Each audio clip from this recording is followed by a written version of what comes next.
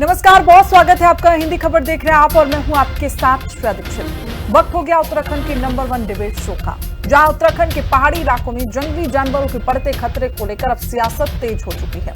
बद्रीनाथ विधानसभा seat से कांग्रेस विधायक लखपत बुटोला ने पहाड़ पर बंदरों, जंगली सुअरों और भालुओं की समस्या के लिए बीजेपी को जिम्मेदार ठहराया। एक कार्यक्रम में बुटोला ने बीजेपी सरकारों पर तंज कसा और कहा कि पहाड़ की जनता को वन्य जीवों की समस्या से जूझना पड़ रहा है और इसके लिए सरकारों की नीतियां जिम्मेदार हैं। बीजेपी ने आरोपों को सिरे से खारिज कर दिया और कहा कि बुटोला इस तरीके की हवाई कहानियां नहीं बनाए, और इसी पर चर्चा करेंगे, लेकिन उससे पहले रिपोर्ट।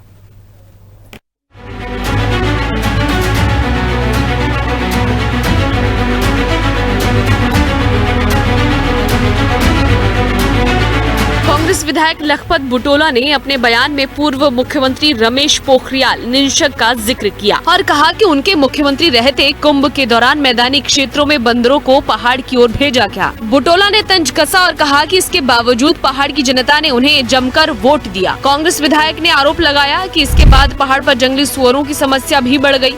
बुटोला ने उत्तर प्रदेश की योगी आदित्यनाथ सरकार पर भी निशाना साधा और कहा कि उत्तराखंड के पहाड़ी क्षेत्रों में भालुओं की समस्या बढ़ रही है और रिहायशी इलाकों में वन्य जीवों के हमले हो रहे हैं। जंगली जानवरों के कारण पहाड़ के लोग खेती, पशुपालन और अपनी रोजमर्रा की जिंदगी को लेकर परेशान हैं। कांग्रेस विधायक ने आगामी 2027 के विधानसभा चुनाव का जिक्र करते हुए जनता को आगाह करने के अंदाज में कहा कि अगर एक बार फिर बीजेपी को वोट दिया गया तो आगे क्या होगा, ये जनता को समझना चाहिए।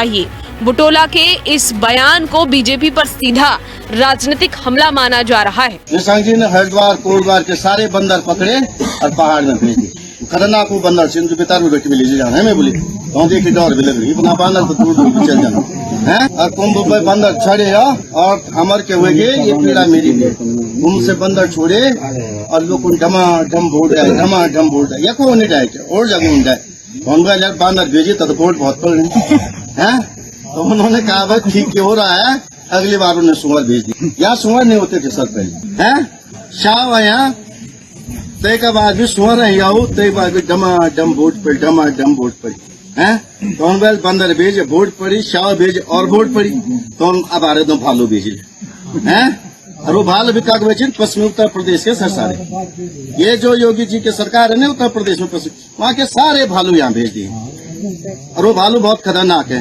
यहाँ के भालू जंगल की ओर जाते, ऊपर जाते। वो भालू घर की ओर जो हमारा बच्चा कुचा होता है उसको खाने के लिए आ रहे, मुर्गे उर्गे खाने के लिए आ रहे, घर के छोटे जानवरों का, ये सारे पश्चिमी उत्तर प्रदेश के भालू हैं। बीजेपी ने लखपत बुटोला के आरोपों को सिरे से खारिज किया। बीजेपी का कहना है कि वन्य जीवों की समस्या एक गंभीर विषय है और कांग्रेस विधायक द्वारा इस मुद्दे पर हवाई कहानियां बनाना निंदनीय है। बीजेपी के मुताबिक मानव वन्य जीव संघर्ष की समस्या का समाधान वैज्ञानिक और प्रशासनिक उपायों से किया जा रहा है, लेकिन कांग्रेस विधायक इसे राजनीतिक रंग देने की कोशिश कर रहे हैं। आदरणीय लखपत बुटोला जी बड़े समझदार और सुलझे व्यक्ति लगते थे, लेकिन जिस प्रकार से उनका जो बयान सामने आया बहुत ही हास्यास्पद और दुर्भाग्यपूर्ण है। क्या कोई भी व्यक्ति हो या कोई भी राजनीतिक दल हो, क्या बंदर, भालू और सुअर का भी इस्तेमाल अब वोट के लिए किया जा सकता है क्या? मुझे तो ऐसा लगता है कि कांग्रेस पार्टी को अब कोई इंसान वोट देने वाले नहीं है, इसलिए वो शायद सुअर, बंदर और भालू की बात कर रहे हैं। और आदरणीय लखपत बुटोला जी को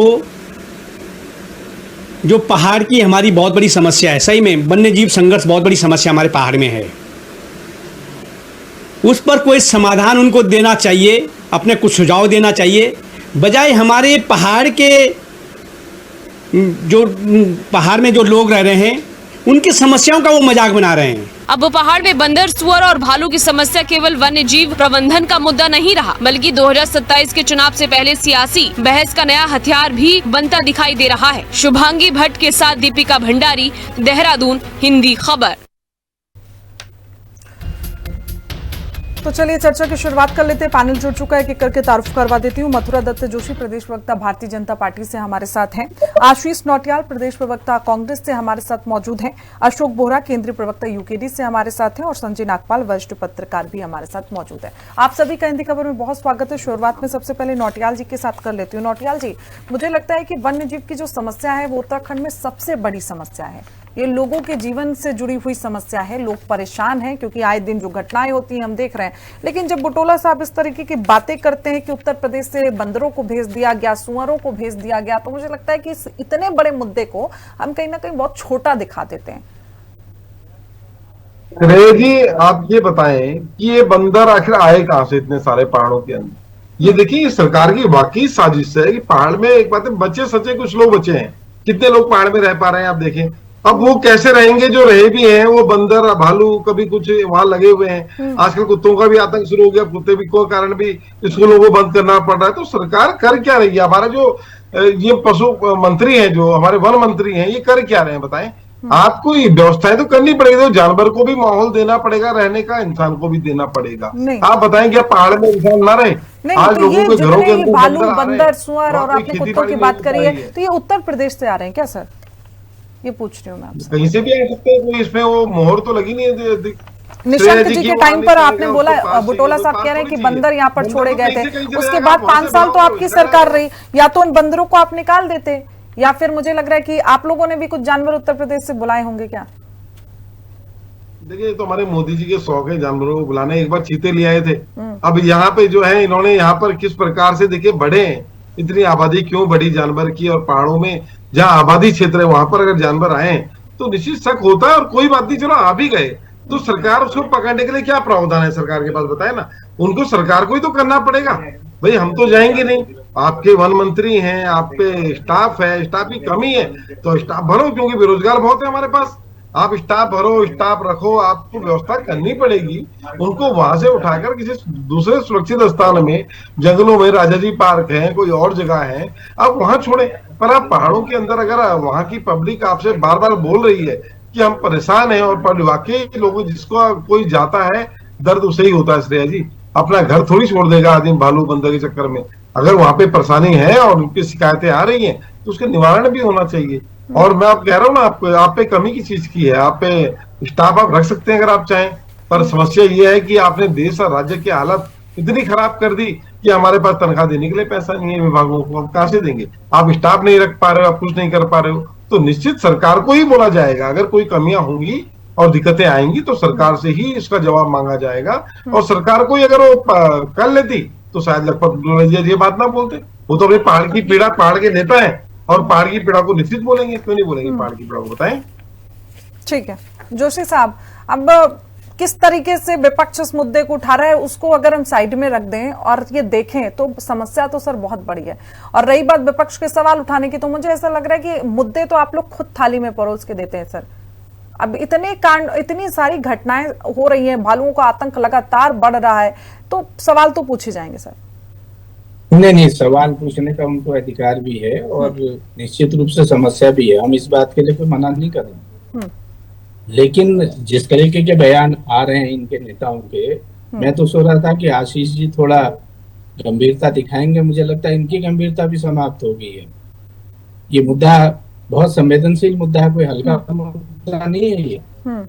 और जिस तरीके के बयान, मैं तो व्यक्तिगत रूप से जानता हूँ, मेरे साथ तो प्रवक्ता रहे हैं, मैं मुख्य प्रवक्ता था, वो प्रवक्ता थे बुटोला जी, और ऐसे बयान तो कभी नहीं आते थे उनके। पता नहीं विधायक बनने के बाद मानसिक संतुलन खो बैठे हैं, क्या बात है, क्या बोल रहा हूँ, क्या कह रहा हूँ। कम से कम विधायक को विधायक के हिसाब से बोलना चाहिए। अब आप लगाइए, आप तो उत्तर प्रदेश की रहने वाली होंगी, क्या उत्तर प्रदेश से बंदर यहाँ भेजे जा रहे हैं क्या? क्या उत्तर प्रदेश से भालू क्या भालू का उत्पादन करता है क्या? आलू का उत्पादन तो बहुत होता है उत्तर प्रदेश में। मैं कई इलाके में, हमारा ये कान्यकुब्ज का जो इलाका है, फर्रुखाबाद और हमारा इस इलाके में आलू बहुत बहुतायत मात्रा में होता है, लेकिन मैंने भालू तो कभी उत्तर प्रदेश में नहीं देखे। बड़ी लंबी राजनीति उत्तर प्रदेश में की हम लोगों ने। ठीक है, समस्या है, बिल्कुल है, मैं स्वीकार करता हूँ, बड़ी समस्या है। और सरकार इस तरफ काम भी कर रही है। सरकार ने तमाम जगहों में बंदर बाड़े भी किए, उनकी नसबंदी करने की भी व्यवस्था करवाई। और अभी भी कहीं पर इससे अगर कोई टेलीफोन वन विभाग के अधिकारियों को मिलता है गांव घरों से, तो तत्काल वहां बाड़े भिजवाए जाते हैं और बंदरों को पकड़ के फिर जंगल में छोड़ा जाता है। छोड़ा जा रहा है, इसमें कोई दो राय नहीं। आप देखिए, अभी आपको खबर होगी, पिथौरागढ़ में ही हमारा लेपर्ड घूम रहा था और उसकी बड़ी दहशत हो रही थी, पिंजरा लगाए, लेपर्ड पकड़ के लाए हैं और कहीं पे मारने का काम भी हो रहा है।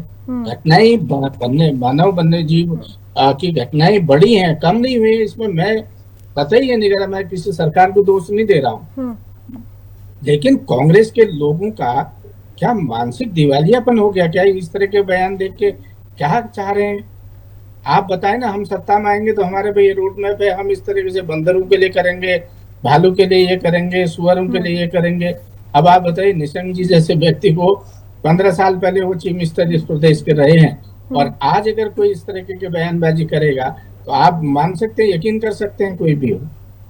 थोड़ा सा मेरा निवेदन ये रहता है कि संयम से बोले। मैं व्यक्तिगत टिप्पणी कभी किसी पर नहीं करता हूँ, मेरी आदत भी नहीं है, लेकिन कम से कम पद में जो व्यक्ति रहता है वो पद की गरिमा तो समझे। बिल्कुल, अब मैंने वही शुरुआत में कहा। मैं आगे बढ़ रही हूँ, अशोक बोरा जी के पास जा रही हूँ। अशोक जी, मुझे लग रहा है ये बहुत बड़ा मुद्दा है और इसको बीजेपी भी मान रही है और हम सब मान रहे हैं, और काम तो मौजूदा सरकारों को करना होगा। आज बीजेपी है तो बीजेपी कर रही है, कल अगर कांग्रेस आती है या यूकेडी आती है तो उसे करना होगा। लेकिन इतने बड़े संवेदनशील मुद्दे को, जिसमें लोगों की जाने जा रही है, लोग परेशान है, डर है लोगों के अंदर, शाम के बाद वो निकलते नहीं, वहां पर अगर हम इस तरीके की बातें करेंगे कि उत्तर प्रदेश से बंदरों को भेजा गया, भालुओं को भेजा गया, जंगली सुअरों को भेजा जा रहा है और अब पता नहीं किसको भेजा जाएगा, तो मुझे लगता है ये मुद्दा बहुत हल्का हो जाएगा और जिनकी समस्याएं वो नहीं उठ पाएंगी। एक बार फिर धन्यवाद श्रेया जी, हिंदी खबर की इतना पहाड़ का इतना महत्वपूर्ण मुद्दा आप लोगों ने उठाया, उसको जगह दी मीडिया में, इसके लिए मैं आपका तहे दिल से शुक्रिया करूंगा। और श्रेया जी, जंगली जानवरों का मुद्दा, क्योंकि मैं पर्वतीय मूल का व्यक्ति हूं, मैं रहता हूं, मैं जानता हूं आज से 10 या 15 साल पहले क्या स्थिति थी जंगली जानवरों की और अभी क्या है। बहुत धरती आसमान का अंतर है मैडम। पहले जब हम गांव में जाते थे अपने, तो हम पूरे परिवार के साथ, ताऊ ताई के बच्चे, उनके साथ आराम से बैठ के भोजन कर लेते थे। लेकिन आज ये स्थिति है, रात में भी पिथौरागढ़, हमारे जोशी भाई साहब जी पिथौरागढ़ गए हैं, गंगोली हाट मेरा एरिया है, वहीं हमारा गांव, उसके पास एक, वहां वो रात को हमारे वो सुअरों को, उनको भगाने के लिए रात को महिलाओं की ड्यूटी लग रही है मैडम। और मेरा जो अभियान नैनीताल में, वहां गांव में भी पूरा जंगली एरिया है, हमारे घरों के अंदर बंदर घुस रहे हैं, ड्रम खोल के अनाज ले जा रहे हैं, बगीचों को नुकसान पहुंचा रहे हैं। जंगली एरिया है, उनको रोकने के लिए कोई साधन नहीं है, जबकि होने चाहिए थे। और मतलब मैं, कोई ऐसा गांव पहाड़ का नहीं बचा है कि जहां जंगली जानवरों का आतंक ना हो, बंदरों का आतंक ना हो, सुअरों का आतंक ना हो। मुझे तो ये लगता है कि भारतीय जनता पार्टी ने एक शर्त लगा ली कि पहाड़ पहले कैसे खाली होंगे, बेरोजगारी, शिक्षा, स्वास्थ्य के कारण खाली होंगे या जंगली जानवरों के आतंक के कारण खाली होंगे। ये क्योंकि पहाड़ों में आपको पता है, जो पर्वतीय क्षेत्र के हैं, वहां खेती अगर होती है तो वर्षा पे निर्भर होती है, कोई सिंचाई के साधन ऐसे होते नहीं है। अब वर्षा का वो उसका पता नहीं, लेकिन उसके पहले बंदर, सुअर, रात भर महिलाएं खेतों में जाके उनको भगाने का काम कर रही हैं। और जिन गांवों में कभी सुअर देखने को नहीं मिलते थे, बहुत आश्चर्य का विषय सुअर का वहां पहुंचना होता था, लेकिन आज आम बात है। और सुअरों की तादाद कितनी जल्दी बढ़ रही है सभी लोग जानते हैं। ये निश्चित ही चिंता का विषय है, बुटोला जी ने उठाया है, बहुत अच्छा विषय है। लेकिन उत्तर प्रदेश से आ रहा है, मध्य प्रदेश से आ रहा है, दिल्ली से आ रहा है, इसका हमें पता नहीं है। लेकिन ये ऐसा है नहीं, किसी राज्य को इन्वॉल्व करना सही है या गलत, ये आप लोग जानते ही हैं। लेकिन इन जंगली, हमारे जो पर्वतीय क्षेत्र के लोग हैं, जहाँ खेती बड़ी मुश्किल से होती है, लोग बहुत कम बचे हैं, तो उनको बचाने के लिए सरकार को चाहिए कि इन बंदरों से, इन सुअरों से और भालू से जो है वहां की जनता को निदान दिलाए। और जंगली जानवरों के हमले में श्रेया जी, पिछले 5 सालों में 2022 से अब तक 500 लोगों की जान जा चुकी है, 1500 से अधिक लोग घायल हो चुके हैं। क्यों? तो वो होता है कि मुआवजा दे देंगे, वो भी चेक आता है। मेरे पास एक घर में आए थे कुछ समय, हमारे जानने वाले कालाढूंगी में एक छोटी सी बच्ची को 2 साल पहले बाघ ने अपना निवाला था, उनके घर से उठा लिया था, लेकिन अभी तक उसको कुछ नहीं मिला। बस आश्वासन वो बता रहे थे कि बार बार आते हैं, कभी पूछते हैं तुम्हारी खेती कितनी है, कभी पूछते हैं तुम्हारा रोजगार कितना है, कभी पूछते हैं तुम्हारी व्यवस्था, बच्चे कितने हैं। तो मैडम, ये बहुत बड़ी समस्या हमारे पहाड़ के लिए है। इसका निवारण सरकार को करना चाहिए, बहुत जरूरी करना चाहिए। और सारे उनको साइड रख के पहले इसी को देखना चाहिए, अगर वास्तव में ये लोग चाहते हैं कि उत्तराखंड से पहाड़ों से पलायन ना हो। ये पलायन का भी एक बहुत बड़ा संजय नागपाल जी, जब पलायन को रोकने की बात करते हैं तो मुझे लगता है कि ये सबसे बड़ी वजह उत्तराखंड की पलायन होने की, और जंगल नहीं बचे हैं, इसलिए पहाड़ों पर इस तरीके से आतंक देखने का मिल रहा है जंगली जानवरों का। और इसके लिए सरकार को कुछ करना चाहिए। सरकार दावे तो जरूर कर रही है अभी, क्योंकि जोशी साहब ने ही बता दिया कि हम कर रहे हैं लगातार जितना हो पा रहा है, लेकिन ये 11 सालों में तो मुझे नहीं नजर आ रहा है कि कुछ हुआ है, क्योंकि ये मामले जो आंकड़े बताते हैं, आंकड़े ये कि मामले हर महीने बढ़ जाते हैं। बिल्कुल वही मैम, हर महीने आंकड़े बढ़ रहे हैं। आपको बता पहाड़ों में कि वो हम आप कभी जो देखे कह रहे हैं कि नहीं थे। पिछले 10 सालों में कुछ नहीं हुआ, तो मैं मानता हूं कि बहुत कुछ हुआ है। और क्या हुआ है, मैं लखपत बुटोला जी की बात से इस बात से सहमत हूं कि उन्होंने जिस तरह से शब्दों को रखा है, वो बात ये नहीं है कि निशंक के समय से बंदर छोड़ दिए या सुअर छोड़ दिए। उनका जो उसका भावार्थ मैं समझ पा रहा हूं कि उन्होंने सरकार की वन्य जीव नीति पर जो है वो राजनीतिक हमला किया है। उन्होंने यही बताया है कि देखिए वन्य जीव कितना मानव के गांव में और सब घुस करके इतना वो कर रहे हैं। तो उनका बंदर भालू वाला बयान खाली भाजपा को घेरने की राजनीतिक मुझे एक भाषा ही प्रतीत होती है, और भेजने का तो कोई प्रमाणिक तथ्य भी नहीं है बेसिकली उसमें। और मैं मानता हूं कि पिछले 10 सालों में आप देखिए श्रेया जी कि जंगलों का कटान, कोई भी सड़क चौड़ीकरण का वो रहा कि चाहे उत्तरकाशी हो, आगरा खाल हो, घगरी खाल हो, रुद्रप्रयाग हो, या अभी नैनीताल काठगोदाम की परियोजना एक पेंडिंग चल रही है, तो सारी परियोजनाओं में भारी मात्रा में वनों का कटान हुआ है और होना है। तो आप देखिए अगर आप जंगली जानवरों के घरों को नष्ट करेंगे तो वो कहाँ जाएगा, वो गांव में आबादी क्षेत्रों में ही जाएगा। और दूसरा सबसे बड़ा क्या है, इसके लिए कोई उपाय सरकार नहीं करना चाहती है कि देखिए जो खाना बचा हुआ रहता है, बेसिकली आप देखें तो जो वेस्ट हमारा रहता है, होटल्स का वेस्ट है, दूसरा वेस्ट है, वो सारा बाहर फेंक दिया जाता है। तो बंदर से लेकर के उनकी जनरेशन भी वहां इसीलिए सरवाइव करती है कि वो उनको खाना जंगलों में तो है नहीं, यहाँ खाना उपलब्ध हो रहा है, इसलिए वो सब बढ़ रहे हैं। और मानव जो है जाति में जो है उनका संघर्ष लगातार जारी है, और ये रुकना अब नामुमकिन लगता है। ठीक है, लेकिन संजय नागपाल जी, नामुमकिन जरूर है लेकिन करना तो कुछ पड़ेगा ना सर।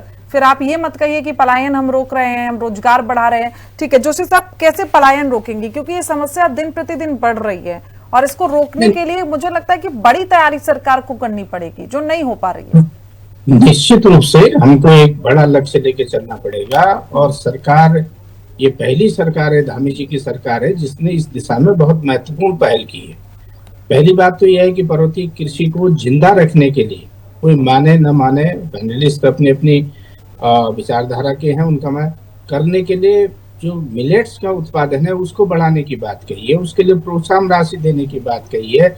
आज जिस मड़ुआ हमारा 5 रुपए 10 रुपए, बोरा जी कह रहे हैं, अभी खुद ही कह रहे हैं, ये दोनों भाई हम पिथौरागढ़ के ही हैं, हमारे यहाँ प्रचुर मात्रा में मड़ुए का उत्पादन होता था। इनके यहाँ भी होता था, मेरे यहाँ भी होता था। इनका इलाका भी ड्राई एरिया है जहाँ पानी कम है। मेरे इलाके में मुनाकोट ब्लॉक में पानी कम होता, तो वर्षा खेती थी तो मड़ुआ होता था, तो बड़ी मुश्किल से उसको निपटाना पड़ता था, इधर बांटना पड़ा। आज 40-48 रुपए किलो घर से खरीदा जा रहा है, घर से। आलू के रेट, आलू जहाँ जहाँ उत्पादन का एरिया है आलू का, वो 40 रुपए खेत से खरीदा जा रहा है। झिंगुरे का अलग से रेट बनाया जाए, संतरे और माल्टे का रेट अलग है, अदरक का रेट अलग है, राजमा उत्पादन का अलग रेट है। अगर आप गहत का उत्पादन करते हो तो 200 रुपए किलो लगभग गहत जा रही है। पहाड़ी उड़द इतनी महंगी मिल नहीं रही है। पहाड़ी भट्ट, काले भट्ट जो हमारे यहाँ उत्पादन होता था, सरकार ने उस दिशा में बहुत काम किया। आप देखिए लखपति दीदी बनाने का काम किया, स्वयं सहायता समूह के माध्यम से उत्पादन करने की बात की। एक बात, दूसरी बात, मैं एक बात महत्वपूर्ण बात करना चाहता हूँ। कांग्रेस के लोगों ने जो बात उठाई है, मैं विधायक जी को याद दिलाना चाहता हूँ, 1980 में जब बने अधिनियम आया था, इस देश में किसकी सरकार थी? भारतीय जनता पार्टी तो तब कहीं नहीं थी। तब किसने कहा था कि आप बने अधिनियम लाओ और हमारे हकू में कुठाराघात कर लो, हमारे हकू में आप कुल्हाड़ा चराने का काम करो ताकि लोग सब छोड़ दें, हाथ पांव कुछ होना तो है नहीं। लोगों ने एक बड़ा कारण अधिनियम है, आप एक पेड़ नहीं काट सकते हो कहीं पर भी। आप हमारे घरों के आसपास घरों के आसपास अगर कोई पहाड़ गया, पहाड़ में रह रहा है, अगर बोरा जी पहाड़ में रह रहे हैं, गंगोलीहाट रह रहे हैं, तो बोरानी इनका घर होगा या इधर गंगोलीहाट की तरफ होगा, वहां घर के पास ही बांस के बड़े बड़े जंगल खड़े हो गए, चीड़ के जंगल खड़े हो गए। क्यों? परमिशन हमको काटने की है नहीं। हाँ। हम क्या कर सकते हैं बताइए? एक कारण ये भी है। दूसरा, सरकार पर ही आरोप लगाना, सरकार पर ही आरोप लगाना, ये बात उचित नहीं है कि आप ये कहोगे। दूसरी बात, इन्होंने अभी कहा कि वन्य जीव नीति भारत सरकार बनाती है। 2000 सन 50 से कांग्रेस की सरकार लगातार 90 तक रही है, 90 तक वन्य अधिनियम भी इन्होंने वन नीति भी इन्होंने बनाने का काम किया। 2004 से 2010 तक 90 की बात थोड़ी नहीं कर लेंगे ना जोशी साहब, 26 की बात कर लेते हैं। नहीं, अरे मैं भाई मुझ पे आरोप लगेगा तो मैं इनकी भी तो कुछ बात बताऊंगा। मैं गलत कह रहा हूँ तो आप कह दिए, मैं अपनी बात बंद कर दूंगा। मैं तो बड़ा कहना मानने वाला। नहीं, आप गलत नहीं कह रहे। मुझे ऐसा लग रहा है कि आप ज्यादा बेहतर अच्छी तरीके से समझते हैं। मुझे लग रहा है कि हमें आज की समस्या पे बात करनी चाहिए ना। जो सरकार, मुझे चलिए ठीक है, कांग्रेस ने कुछ नहीं किया ना सर, तो मुझे ऐसा लगता है इसीलिए फिर लोगों ने उनको नहीं चुना। आपको चुन के बिठाया गया इसी उम्मीद से। 11 साल हो गए सत्ता में, और अभी भी अगर आप कहेंगे कि 90 में ये हुआ, उनकी सरकारों में ये हुआ, तो फिर मुझे लगता है कि वो सही नहीं है, वो जवाब सही नहीं है। मैं आपको 2 मिनट में बता देता हूँ। सोलर फेंसिंग लगाने का काम उत्तर प्रदेश, जहाँ जहाँ नदी जंगल है, वन्य जीवों से फसलों को बचाने के लिए सोलर फेंसिंग लग रही है। लोग कहें तो सही, ये हो रहा है। 11 साल हो गए हैं, अभी भी अगर हम ये कहेंगे कि हो रहा है सर, तो फिर सवाल तो बनता ही आपको खुद पर। चलिए ठीक है, अशोक बोरा जी। जी सर। थैंक यू श्रेया जी। हमारे बीजेपी प्रवक्ता जोशी जी कह रहे थे कि 48 रुपए किलो मडुआ उठ रहा है, इतने रुपए किलो घात उठ रहा है, माल्टा का ये रेट है। ये रेट होंगे, पहली बात तो कहाँ उठ रहे हैं मुझे पता नहीं, मैंने आज तक नहीं देखा। दूसरी बात, मैं खरीद लूंगा। आप मुझे उपलब्ध करा दीजिएगा, सब मैं खरीद लूंगा। मैं आपको 50 रुपए दे सकता हूँ मड़ुए का। चलो 48 सरकार के तो लोगे। पहाड़ में जब लोग ही नहीं रहते जोशी जी, जब पहाड़ में लोग है ही नहीं, उत्पादन है नहीं, लोग कहाँ से लाओगे? जब माल नहीं है तो महंगा खुद ही हो जाएगा। नहीं, बोरा जी एक सेकंड बोरा जी, मैं जरा आपकी एक बात का जवाब दे दूं। देखो, ये कहना बड़ी दुर्भाग्यपूर्ण बात होगी कि हम पहाड़ी ये कहें कि पहाड़ में आदमी नहीं रहता है। ये हमसे बड़ी दुर्भाग्यपूर्ण बात और कुछ नहीं हो सकती। आज देखो, मैं आपको फिर एक राय दे रहा हूँ। जनगणना वर्ष चल रहा है। एक ने सुन भाई, मैं सकारात्मक बात कर रहा हूँ, मैं आलोचना नहीं कर रहा हूँ आपकी। आप देखिए, जनगणना वर्ष चल रहा है। आपकी पार्टी का इस प्रदेश को बनाने में बहुत बड़ा योगदान रहा। आपकी पार्टी एक अपील कर दे, जितने हमारे प्रवासी बाहर रह रहे हैं, चलिए ठीक है, समय कम है जोशी साहब। संजय अपनी गणना तो अपने गांव में करा। मैं आ रही हूँ आशीष नौटियाल जी के पास भी। हमारे यहाँ ऐसी दिक्कत नहीं, बहुत चीजें सुधर सकती हैं, हम खुद ही बिगाड़ रहे हैं। जी, अब मुझे सर 1 मिनट दे दीजिए मुझे भी। मैं कह रहा हूँ, जो कहानी सत्तारूढ़ पार्टी सुना देती है, यही लखपत बुटोला थे जिन्होंने धामी जी की कॉन्स्टिट्यूंसी में उसकी तारीफ की थी कि आपने वहां बहुत ज्यादा डेवलपमेंट किया है। आज उसी लखपत बुटोला को ये खोज के ये बातें कर रहे हैं कि भाई उन्होंने गलत कह दिया। हम तो ये बात कह रहे हैं कि वनों का जो कटान है, आप मुद्दे पर अगर आए तो वो आपको कम नहीं करना है। चौड़ीकरण आप करके रहेंगे, सड़कों का चौड़ीकरण आवश्यक हो या अनावश्यक, वो आप करके रहेंगे। पेड़ों को आप छोड़ेंगे नहीं। देखिए, वातावरण कहाँ से आपको मदद करेगा? आप देखिए ना उन सारी चीजों को कि आप देखिए, वनों को कटान आप न्यूनतम नहीं कर पा रहे हैं। मुझे भी लगता है कि ये सबसे बड़ी समस्या, उस पर सरकार को काम करना चाहिए, क्योंकि जब जंगल बचेंगे नहीं तो फिर जानवर रहेंगे कहाँ। और सरकारें जो भी हो, सबको अपने अपने समय पर इस स्तर पर काम जरूर करना चाहिए। चलिए, माफी के साथ समय बहुत कम है। आप सब हमारे साथ जुड़े, चर्चा में शामिल हुए, उसके लिए बहुत बहुत शुक्रिया। तो देखिए, लगातार जिस तरीके से गुलदार के आतंक से उत्तराखंड दहलता हुआ नजर आ रहा है, खासकर पहाड़ी इलाकों की अगर बात करें तो आए दिन इस तरीके की घटनाएं सामने आती हैं। और सवाल सबसे बड़ा सरकार से यही है, क्योंकि 11 साल हो गए हैं बीजेपी को, अभी तक इस पर कोई बड़ा काम नहीं हुआ है जिससे लोगों को राहत मिल सके। और लोग पूछ रहे हैं कि सरकारें आती हैं, बदलती रहती हैं, लेकिन लोग आज भी उसी तरीके से परेशान हैं। तो कैसे उत्तराखंड में फिलहाल पलायन रुकेगा, ये बड़ी चुनौती है आने वाली सरकारों के लिए भी और मौजूदा सरकार बीजेपी के लिए भी। फिलहाल बुलेटिन में इतना ही। फौरन लौटूं कुछ और खबरों के साथ, तब तक के लिए बने रहिए हमारे साथ और देखते रहिए।